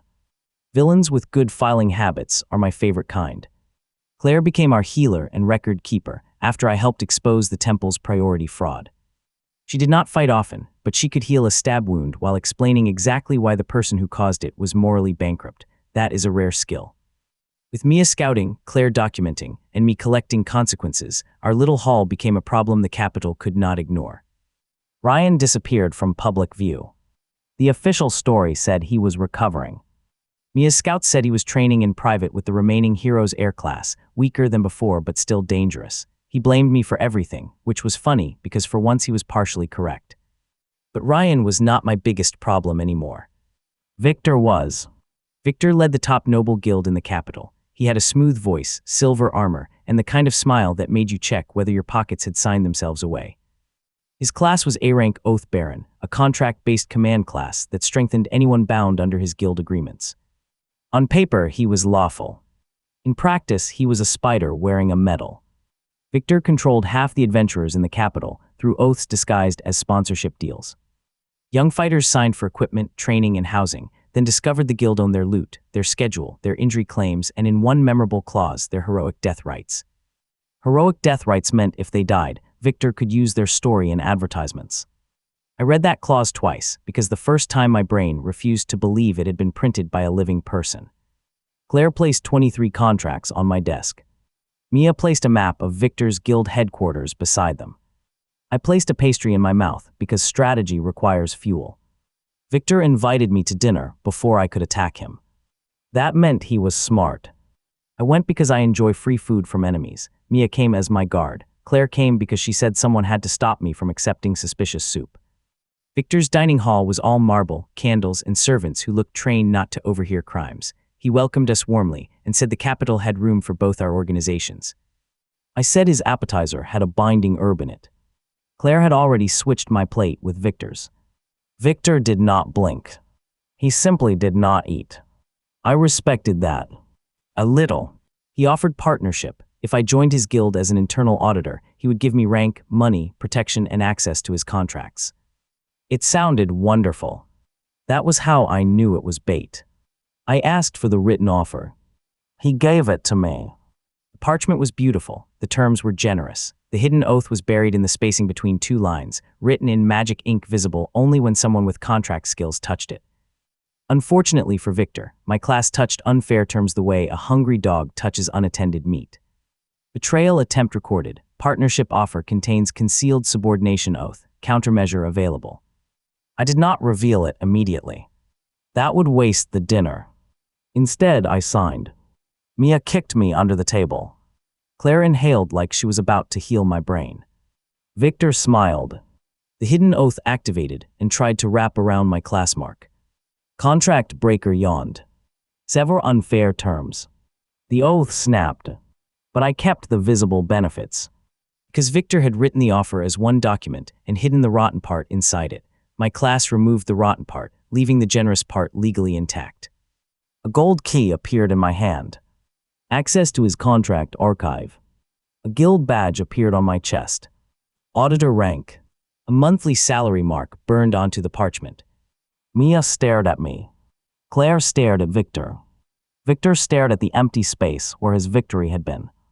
I took a bite of bread and said the partnership terms looked acceptable now. His smile finally cracked. Just a little. Next morning, I entered Victor's contract archive as an official auditor. It was beautiful. Shelves rose 3 stories high, scrolls floated in glass tubes, binding chains glowed around restricted documents. Every unfair agreement in the guild was stored there like treasure. I nearly cried. Mia said I looked like a raccoon in a bakery dumpster. She was not wrong. Victor tried to stop us with procedure. Every shelf required approval from a department. Every department required a stamp. Every stamp required a waiting period. Bureaucracy is the armor cowards, where when swords are too honest. But remember the registration clerk who mocked me. Official discouragement had given me minor compensation. I had saved it. I spent it now. Forced approval. Every stamp in the archive jumped from its desk and slammed itself onto my audit form. The clerk screamed. Mia caught one stamp midair and called it adorable. We opened the first restricted shelf. The contracts inside were worse than expected. Victor had not just trapped adventurers, he had built a machine. Sponsorship debt fed Oath Power. Oath Power boosted guild performance. Guild performance attracted more desperate recruits. If anyone rebelled, the contract labeled them Oathbreakers and transferred their future earnings to Victor. Very tidy. Very evil. Very flammable, legally speaking. I could not break every contract at once. Contract breaker required a direct, unfair term and a claimant, so we needed the adventurers to know what had been done to them. Victor knew that too. He sealed the headquarters by noon. All doors locked, all windows barred. Guild members ordered to attend a mandatory loyalty assembly in the main hall. He planned to renew their oaths publicly before we could show them the archive. Mia asked how we were getting out. I held up the old gray coin from the selection hall. Denied passage, forced opening. She said I had already used that. I said I had used the first coin. Then I pointed at the archive doors Victor had just locked on an official auditor. Betrayal recorded, access granted then obstructed, compensation stored. A new coin appeared. Bigger. I pressed it to the archive wall. Every door in the guild headquarters opened at once, including closets, vaults, weapon cages, bathroom stalls, and one coffin in the basement that nobody wanted to discuss. Chaos bloomed. He ran through the halls carrying contracts, while confused adventurers poured out of rooms. Victor's officers shouted orders, but officers are less scary when 3 different doors keep smacking them in the back. In the main hall, Victor stood on a balcony above hundreds of guild members. Silver chains of oath magic curled from his hands. He began speaking about loyalty, honor, and sacrifice, 3 words that become suspicious when rich people arrange them in that order. I kicked open the main doors. Actually, the doors were already open because of me, so I kicked the air where they would have been. It felt dramatic anyway. Victor looked down. I threw the first contract into the hall. Mia shot it with a flare arrow. The parchment burst into giant letters of light showing the hidden clauses. The hall erupted. Adventurers read their own chains. Victor shouted that the clauses were standard. Betrayal recorded across multiple claimants. Mass oath exploitation confirmed. My class mark burned hotter than ever. But mass betrayal was dangerous. Too much debt, too many claims. If I pulled blindly, I could crush the victims along with the villain, so I did not collect. I asked. That was the trick. I raised my hand and said anyone who wanted their unfair oath reviewed should step forward and say they rejected hidden terms. For 1 second, nobody moved. Fear has deep roots. And Claire stepped forward first, holding the temple contracts we had broken weeks earlier. She said quiet people stay chained because they think they are alone. Mia stepped beside her and said Victor's hair looked expensive enough to sue. Not inspiring exactly, but it broke the tension. A young adventurer stepped forward. Then another. Then 20. Then the whole hall surged. Hundreds of voices rejected the hidden terms. My contract breaker mark became a storm. Several unfair terms. Silver chains snapped across the hall. Oaths broke. Guild badges cracked. Victor staggered on the balcony as the power he had stolen from desperate recruits ripped free. But Victor was not Ryan. He did not panic. He adapted. He cut his own palm and activated Oath Baron at full authority. If voluntary oaths failed, he would use domination clauses reserved for wartime emergencies. The floor filled with silver runes. Every freed adventurer froze. Victor smiled down at me and said contracts exist because people cannot be trusted with freedom. That line was so villainous I almost asked if he practiced in a mirror. The domination runes crawled toward me. They did not count as betrayal against me alone. They targeted everyone. My class could respond, but not fast enough. So I used the one thing Victor did not understand. I betrayed myself. Before the runes reached me, I signed a blank contract and wrote 1 term. I promised not to interfere with Victor's domination spell. Then I immediately interfered. Broken promise by self, normally invalid. Exception, promise made under coercive threat to protect victims. Self-betrayal converted to sacrifice record. My left hand went numb. A cost. Good costs make loopholes real. New temporary skill, false compliance. Domination runes recognized my promise not to interfere and ignored me for 1 second. In that second, I walked through the silver magic, reached the central rune, and placed Victor's own dinner contract on top of it. The partnership agreement. The one that made me an auditor. Auditor authority invoked. Emergency clause review. Contract breaker cut down. The domination spell shattered. Victor fell from the balcony. He landed on 1 knee, still graceful, which annoyed me. Then every broken oath in the hall turned into gray threads and wrapped around him. Not to kill. To invoice. His armor cracked under the weight of every recruit he had trapped. His smooth smile vanished. For the first time, Victor looked like a man standing beneath the mountain he had built. The guild members advanced. I held up a hand. This was the dangerous moment. Crowds love justice until it becomes revenge with more shoes. I told them Victor would pay, but not with blood in a hallway. Blood was too quick. He had stolen years, wages, choices, and names, so he would repay in the currency he understood.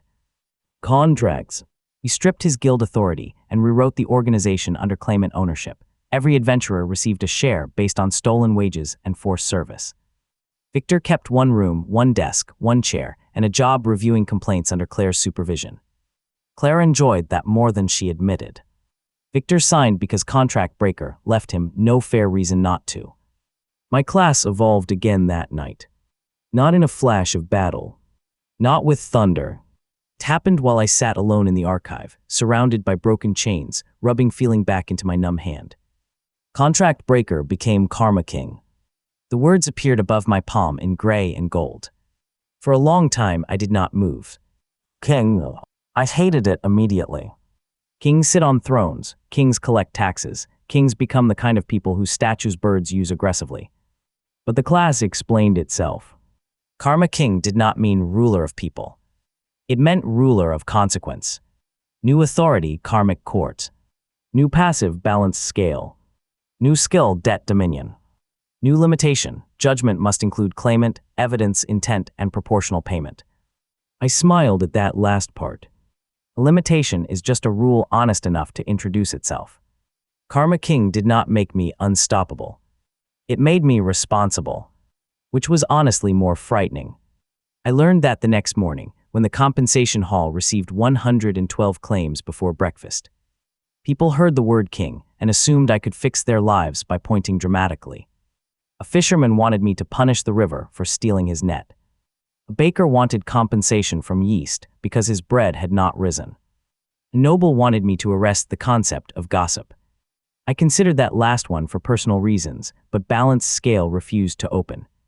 Karma King was not a wish machine. It was not a hammer for every annoyance. The new limitation sat in my chest like a stern clerk with perfect handwriting.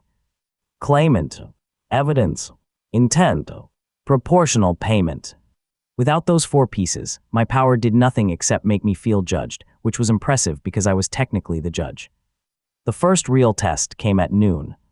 A group of laborers arrived with broken tools, burned hands, and a contract for rebuilding a noble's private road. The job had promised hazard pay. The road had secretly been laid across a sleeping fire vein, which is exactly what it sounds like and somehow dumber. When the ground heated, the workers were told to keep going because delays would damage the noble's reputation. Reputation is what rich people call inconvenience when poor people are on fire. The claim was clear. The evidence was clear. The intent was filthy. I opened karmic courts. For one breath the hall changed. The desks became benches. The hanging lamps became gray stars. The floor turned into a circular scale with the workers on one side and the contract on the other. Everyone froze except me, the claimants, and the truth. I placed the burned tools in the center. Verdict: hazard pay tripled, medical costs assigned, road ownership suspended until repaired safely. The ruling left my hand as gray gold light and flew through the city. 10 minutes later, a messenger ran in screaming that a private road had folded itself into a toll booth and refused to let its owner pass until he paid his workers. The laborers cried. Mia laughed into her sleeve. Claire said the road showed more ethics than most committees. That was when the trap began. By afternoon, the hall filled with claims that looked real but smelled wrong. A merchant accused his apprentice of betrayal for quitting. A noble accused a servant of theft for keeping leftover soup. A guild captain accused injured recruits of abandoning a mission after the captain ran away first. Each case was designed to tempt me into overreaching. If I punished the weak on behalf of the powerful, my reputation would collapse. If I rejected every case too loudly, they could claim I was biased against rank. If I used Karma King carelessly, I might create bad precedent, which is a fancy phrase meaning future headaches wearing shoes. Victor had taught me to respect traps with paperwork. This one had expensive ink. I slowed down. That annoyed the hall. People wanted fireworks. They wanted gray chains, floating scales, nobles getting slapped by their own signatures. I enjoy those things too, but speed is where manipulators hide poison. So I asked questions. The merchant's apprentice had quit after 3 unpaid months. The servant had taken soup because the household threw it away every night while staff skipped dinner. The injured recruits had been ordered to hold a tunnel after the captain fled with the escape rope. Balance scale hummed. False claim detected. Not betrayal by accused, betrayal by claimant. Beautiful. I did not punish the apprentice, servant, or recruits. I turned the claims around. The merchant owed wages with embarrassment interest. Noble owed meals to every servant and had to eat leftover soup in the hall for 7 days while signing new kitchen rules. Guild captain owed rescue training and 1 apology per recruit, spoken clearly and without using the word circumstances. The hall loved that one. But the real enemy still had not shown themselves. They sent a theater troupe next. Not a normal theater troupe, a group of hired actors pretending to be betrayed citizens. They arrived at dusk with torn clothes, fake tears, and perfectly synchronized suffering. One claimed her brother stole her farm. One claimed a guild stole his arm, which was difficult because he kept forgetting which sleeve to hold empty. One claimed the palace stole her singing voice and then accidentally hummed while waiting in line. Mia spotted them in 5 seconds. She said real victims do not check whether the audience is watching before crying. I let them continue. Sometimes the fastest way to find a puppet master is to let the puppets dance until the strings shine. I opened karmic court around the actors. The gray courtroom formed. The actors smiled. That was my warning. A hidden spell activated beneath their feet. Fake claims twisted together into a black net and shot toward my class mark. The plan was clever in a stupid way. If Karma King accepted false claims, the falsehood would poison my court.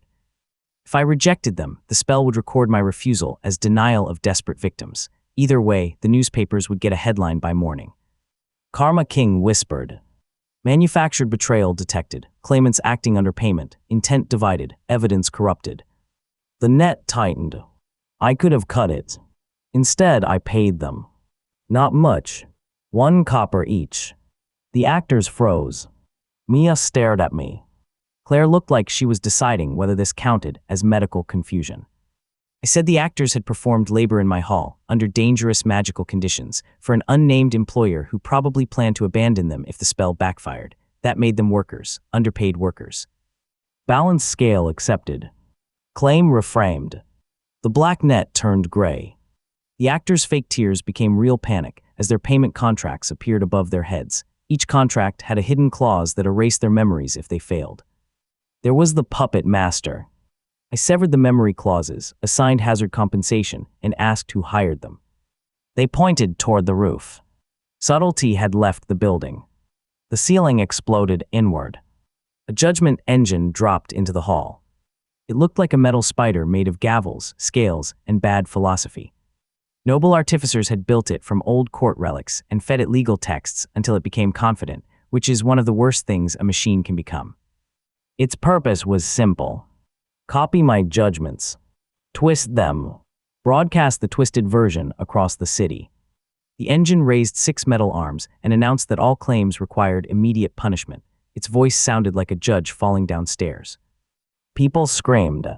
I stepped onto my desk because height improves sarcasm. The engine processed every open case in the hall at once. It declared the fisherman guilty of accusing a river. It declared the baker guilty of yeast slander. It declared the noble innocent of gossip because gossip could not be cross-examined. Then it sentenced everyone to fines payable to the nearest noble court. There it was, a machine built to make justice look ridiculous and profitable. Its metal scales spun. Karmic imitation detected, false authority claiming court function. The judgment engine lunged. I activated debt dominion. Gray chains wrapped around one leg. The engine cut them with a spinning gavel. Interesting.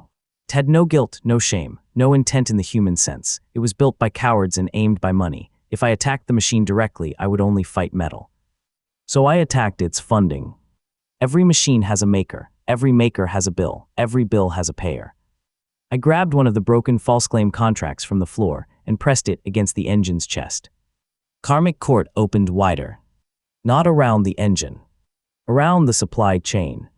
For one breath, I saw them all as gray silhouettes across the city. Nobles who paid for the troupe, artificers who built the engine, clerks who registered it as a harmless entertainment device, couriers who delivered.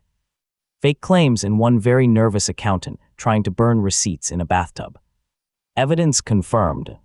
Intent confirmed. Claimants identified. Proportional payment pending. The engine tried to broadcast a false verdict. I changed the audience. Using the pocket loophole from the academy, I invoked a rule that had once governed the merit labyrinth. All evaluations must show their scoring method. The engine's broadcast opened across the city, but instead of declaring me corrupt, it displayed every payment trail connected to itself. Names? No, I did not need names, and I was still trying to keep my life simple. But seals, accounts, meeting places, and bribe amounts floated above the capital in glittering shame. The nervous accountant's bathtub exploded with receipts. Mia said later that was her favorite explosion because no one died and everyone important became sweaty. The judgment engine staggered. I still had to stop it before it crushed my desks. I asked balanced scale for proportional payment. Destroying the engine would be wasteful. Letting it go would be stupid. Then I looked at its metal arms, its copied court voice, its confidence that laws were only weapons for whoever owned the courtroom. I smiled. Verdict: public service. The engine froze. Its gavels turned into stampers, its spider legs shortened into desk supports, its metal body folded, unfolded, complained in 3 dead legal languages, and transformed into a massive filing machine. It stamped 112 pending claims in perfect order. Then it printed apology forms for itself. The hall went silent. I patted the machine. It tried to bite me with a paper tray. Progress takes time. By evening, the fake victims were paid, real victims were heard, and the nobles who sponsored the trap were too busy explaining floating receipts to attack again. The newspapers did print a headline by morning. Karma King turns assassination machine into office furniture. Not my favorite wording, but accurate. That day taught me what the new class really wanted. Betrayed one had rewarded survival. Avenger had rewarded counterattack. Contract breaker had rewarded clever refusal. Karma King rewarded judgment. That was harder. Revenge is simple. It points at the person who hurt you and screams. Judgment asks what happened, why it happened, who was harmed, what repair looks like, and whether your own anger is trying to sneak onto the paperwork. Annoying. Necessary. Powerful. That night after everyone left, I found the judgment engine quietly stamping blank paper to calm itself down. Claire said we should not anthropomorphize hostile office furniture. Mia asked if it could sharpen crossbow bolts. I told them both it had already filed 3 complaints about us. Then for the first time since class selection, I slept at my desk without dreaming of Ryan taking something from me. I dreamed of doors opening. Not because I broke them. Because someone finally admitted they had locked them unfairly. With Victor defeated, the capital changed again. People brought bigger cases: noble fraud, guild abuse, dungeon rights, inheritance theft, marriage contracts written by families with more pride than affection. Every day the compensation hall filled with anger, hope, and pastry crumbs. Ryan still stayed hidden. That worried me. Ryan had always loved attention. If he was quiet, either he had matured or he was preparing something dramatic. I did not believe in miracles that large. 3 days after my Karma King evolution, the royal palace summoned me. Not invited. Summoned. Letter was polite in the way knives can be polished. The king congratulated me on stabilizing guild unrest and requested my assistance with a matter of national security. Mia read it and said requested meant ordered by someone wearing a crown. Claire read it and said national security usually meant someone important had made a private mistake. I read the hidden wax seal. It contained no binding spell. That was more suspicious. We went to the palace together. The throne room was massive, cold, and designed to make visitors feel like insects with appointments. Nobles stood along the sides, guards lined the walls. At the center, beneath the same royal banner I had seen at the tournament, the king waited with a smile that had survived decades of politics by never meaning one thing at a time. He said the kingdom faced a crisis. A sealed disaster dungeon beneath the capital was waking up. It opened once every 100 years, released monsters, 8 districts, and generally behaved like architecture with a grudge. The royal family had always used the hero's heir to suppress it. Everyone looked at me. I looked behind myself, just in case there was another unlucky person. The king said Ryan's hero's heir was weakened. There it was. The private mistake. The crown had supported Ryan because he was easy to control. Now the dungeon needed the power he no longer had. The king wanted me to use Karma King to restore the stolen class energy or assist Ryan in sealing the dungeon. Assist Ryan. My left eyebrow rose so high it almost became independent. king added that failure would endanger innocent lives. That part was true. I hate when manipulative people include true things. It makes the trap messier. Karma King whispered. Potential coercion by public safety. Claim valid but payment undefined. I asked what the crown had done when Ryan stole my class. The throne room chilled. The king said the contract was a family matter. Betrayal recorded. Crown avoided correction of public class theft for political convenience. A gray scale appeared above my palm. The nobles stared. The king's smile thinned. I said I would help save the capital because innocent people did not sign the king's bad decisions, but payment would be fair, public, and immediate. The king asked what I wanted. I said 3 things. First, every family contract affecting class inheritance would be reviewed for consent at age 16. Second, the compensation hall would become independent from crown control. Third, Ryan would apologize publicly and acknowledge the theft before the dungeon operation. The throne room exploded with whispers. Ryan stepped from a side door. Of course he had been listening. He looked thinner, sharper, and meaner. His golden aura was dim, but not gone. The hero's heir class still clung to him like a crown on a cracked statue. He said he would never apologize to me. Karma King whispered. Refusal noted. The king looked between us and calculated which son was cheaper. For once, it was me. He accepted the first 2 terms. Ryan refused the third. The king said the apology could wait until after the city was safe. I said no. Everyone stared. A disaster dungeon was waking under the capital, and I was arguing about an apology. That sounds petty. It was not. Karma is not revenge. Karma is alignment. The sealing ritual required hero's heir to stand as rightful protector. Ryan could not do that while lying about how he got the class. Dungeon fed on broken oaths, old violence, and buried wrongs. Sending Ryan into it uncorrected would be like fighting a fire with a barrel of oil and a motivational speech. I explained that in simpler words. I said the dungeon would smell his lie and bite his face. Claire nodded seriously. Mia said that was medically possible. The king turned to Ryan. Ryan's fists shook. Every eye in the throne room waited. Finally, through clenched teeth, Ryan said he stole my class. Quietly, I cupped my ear.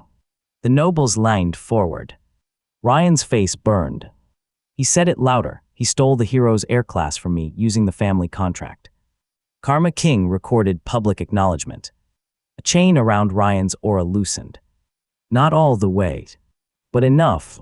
The disaster dungeon opened that night. Blackgate tore through the plaza beneath the palace, swallowing fountains, statues, and one noble's decorative carriage that honestly deserved it. Red fog poured out, bells rang across the capital. Monsters climbed from the gate like nightmares with poor posture. Mia guided evacuation routes. Claire set up healing stations. I stood at the edge of the gate with Ryan. For the first time since class selection, we fought on the same side. I did not trust him. Trust is not a switch, it is a bridge, and Ryan had spent years setting mine on fire. But I could use him. And if he betrayed me again, well, I had recently been promoted. Dungeon beneath the capital was not like the quarry. It was old, royal, and deeply dramatic. The walls were made of black stone carved with broken vows. Ghostly knights wandered the halls, repeating apologies they had never given while alive. Doors opened only when someone confessed something embarrassing. Ryan hated those doors. I loved them. At the first confession gate, it asked for a stolen truth. Ryan stood silent. Monsters approached from behind. I confessed that I once replaced Ryan's hair oil with slime gel when we were kids and blamed the cat. The gate opened. Ryan stared at me. I said the cat had looked guilty. We moved deeper. Dungeon tried to turn our history against us. It created copies of Ryan wearing the stolen golden class. It created copies of me in the attic, small and bitter. It whispered that betrayal was all I had, that without Ryan hurting me, I would be nothing. That one almost landed. Then Mia's voice came through the communication crystal, yelling that the east evacuation line was clear, and also that if I started believing spooky wall gossip, she would personally drag me out and throw me into therapy. I felt better. At the second chamber, we faced a monster called an Oath Eater. It had no eyes, just mouths full of broken rings. Ryan attacked with Radiant Slash. The monster ate the skill and grew. He shouted that holy attacks were useless. I said not useless, just prepaid dinner. The Oath Eater lunged at him. I activated Karmic Court. The world slowed. A gray courtroom appeared around us for one breath, not real walls, but authority. The monster stood accused of consuming oaths without claim. Ryan stood accused of entering battle with unpaid class debt. I stood as judge, claimant, an extremely tired employee. Balanced scale required evidence. I had plenty. I slammed my palm down. Verdict redirected appetite. The Oath Eater tried to bite Ryan's hero aura. Debt Dominion turned its hunger toward the biggest unpaid oath in the room, the dungeon's own ancient seal. The monster twisted, screamed, and devoured the chains holding the chamber closed. The exit opened. Ryan stared. I said every problem is a tool if you hold it by the dangerous end. We descended into the royal seal chamber. There the truth waited. The disaster dungeon had not awakened naturally. Someone had fed it. Piles of contracts lay around the core. Broken inheritance pacts, noble oaths, abandoned military promises, unpaid compensation claims from generations. The crown had been dumping unresolved betrayals into the seal for a century, using heroes' air power to keep the mess quiet instead of fixing it. The dungeon was not a monster. It was a landfill of consequences. And now the landfill had learned to breathe. Karma King trembled inside me. Massive karmic imbalance detected. Ryan looked sick. For once, he did not make a cruel joke. At the center of the chamber floated a black crown made of chains. It pulsed with every broken promise the kingdom had buried. The sealing ritual would require holy power to contain it and karmic authority to sort the debts. Ryan had holy power. I had karmic authority. Naturally, he betrayed me. Not immediately. He waited until I began the karmic court, until gray scales rose around the black crown and the old debts started sorting into streams. Then he drove his sword into the floor behind me and activated Hero's Inheritance. The golden aura wrapped around the courtroom, trying to take command of my judgment. He shouted that if he controlled the seal, the king would restore his honor, and everyone would remember him as the true hero. There it was. The old Ryan. The one who could stand inside a disaster built from buried betrayal and think the best move was adding one more. Karma King did not whisper this time. It laughed. Direct betrayal during city-saving ritual, severity extreme, evolution pressure exceeded, karmic authority expanded. The gray scales became a throne. I did not sit. I am not that kind of dramatic. I stood on it. Much better. Ryan's hero aura tried to seize the black crown. I let him. Mia would have called that my worst habit, letting enemies grab dangerous objects because I like seeing what the object charged them. The black crown accepted Ryan's golden light and immediately pulled on every debt connected to Hero's heir. His theft, his lies, his abandoned brother, his stolen rewards, his false rescue, his public apology with no remorse. Everything. The crown wrapped around him. Ryan screamed as chains climbed his arms. For 1 second I saw the boy he had been, the older brother who stole my cake and laughed, the teen who took credit for my training, the man who stole destiny in front of a kingdom. I could have let the dungeon eat him. No one would have blamed me. That was exactly why I did not. Karma King demands proportional payment. Death was too simple, too final, too easy for him and too dirty for me. I activated Debt Dominion and grabbed the chains. Black Crown fought like a living storm. It offered me power. It offered me the ability to make every person who had ever wronged me kneel. It offered me a kingdom where betrayal became a crime punished by my mood. Tempting. Extremely tempting. I thought of the attic, the laughter, the dungeon fall, the pain, the years of being made small. Then I thought of the compensation hall, the farmer, the students, the freed adventurers, Mia betting 2 copper on me, Claire documenting temple crimes with the calm fury of a saint holding a shovel. I had not climbed this high to become a nicer-looking tyrant. So I made a ruling. The buried debts of the crown would not be sealed again. They would be distributed. Every unpaid claim would return to the institution that created it. Noble houses would owe restitution. Guilds would owe wages. The palace would owe public records. Families would owe consent. The kingdom would spend years paying what it had hidden. The black crown shrieked. The dungeon shook. Ryan hung in chains, barely conscious. I pointed at him. His payment would be service, not glory. For every benefit he had gained from my stolen class, he would protect the people harmed by the same unfair laws that let him take it. No titles, no songs. No heroic presentation platforms. Especially no platforms. The ruling landed. Karmic court accepted. The black crown shattered. The disaster dungeon did not vanish. It transformed. Red fog cleared, the black walls cracked open, revealing old records sealed inside stone. Ghost knights stopped apologizing to empty air and marched upward carrying evidence. Monsters made of broken oaths collapsed into piles of harmless rings. Above us, the capital trembled as consequences returned home. In noble vaults, hidden ledgers burst open. In guild halls, unpaid wage boxes unlocked. In family mansions, contracts burned unless every living party consented again.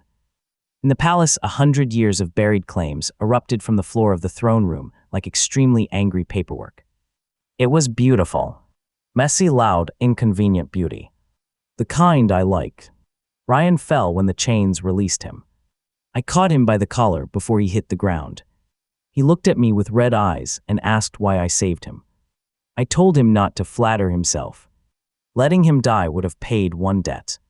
Making him live properly would pay interest. He laughed once, bitter and broken. Then he passed out. When we returned to the surface, the city was still standing. Damaged, smoking, covered in ghost records, but standing. People filled the plaza. Some cheered when they saw me. Some cried when old claims returned to their hands. Some nobles looked like they wanted to flee the country, but their carriages were currently being repossessed by karmic lions, so that was inconvenient. The king stood at the palace steps, surrounded by floating documents. He looked older than he had that morning. Good. Responsibility should age the face a little. He asked what I had done. I said I had solved the national security problem. Mir appeared beside me covered in dust and said the evacuation losses were low, the East District was safe, and one noble had tried to escape inside a laundry cart. Claire said the healers were stable, the temple records had confessed to 6 crimes by themselves, and she needed 3 assistants who were not cowards. The king looked at the plaza, the papers, the people, the cracked palace stones. Then he looked at me. He asked if I intended to challenge the crown. The entire plaza went quiet. I could feel Karma King inside me, calm and heavy. The challenge would be easy to justify. The crown had buried debts for generations. The king had ignored my theft. The palace had used old hero power to silence consequences. I had evidence. I had witnesses. I had momentum. And that was exactly why I paused. Power loves a straight road downhill. I told the king that I did not want his chair. He almost relaxed. Then I added that chairs could still be audited. Mia coughed to hide a laugh. Claire did not bother hiding hers. The king agreed to a public restitution council with independent authority from the compensation hall, temple healers, guild representatives, and civilian claimants. He agreed because the crowd was watching, the documents were floating, and Karma King had placed a gray scale above his head that tilted every time he considered lying. Politics became much easier with visual aids.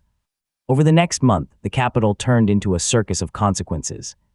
Noble families arrived at my hall carrying apologies, wrapped in expensive paper. Guild leaders tried to settle before their old contracts reached my desk. Merchants offered discounts to anyone wearing a compensation hall badge. The newspaper stopped calling me the Gray Menace and started calling me the Karma King, which I disliked because it made me sound taller. Mia said I should line into the brand. Claire said brands are how institutions become smug. I said both of them were banned from naming anything. Ryan began his sentence quietly. No chains on his wrists, no prison bars. That would make him a martyr in his own head. Instead, the karmic court bound his hero's heir to verified service. If he protected evacuation teams, healed damage with holy light, guarded dangerous districts, or trained low-rank adventurers without stealing credit, his remaining debt decreased. If he lied, the debt doubled. The first week, he lied twice. The second week, once. The third week, he said nothing at all and just carried rubble from a collapsed clinic until his hands bled. I did not forgive him. Forgiveness is not a coupon villains can redeem after one sad face. But I watched. Watching is safer than forgiving. My own power kept growing, but not in the way people expected. I did not become a god. I did not start shooting giant karma beams into the sky, except once by accident when a noble tried to forge an apology letter and the beam turned his wig into a witness. Mostly Karma King made the world around me more honest. Doors opened when access was unfairly denied.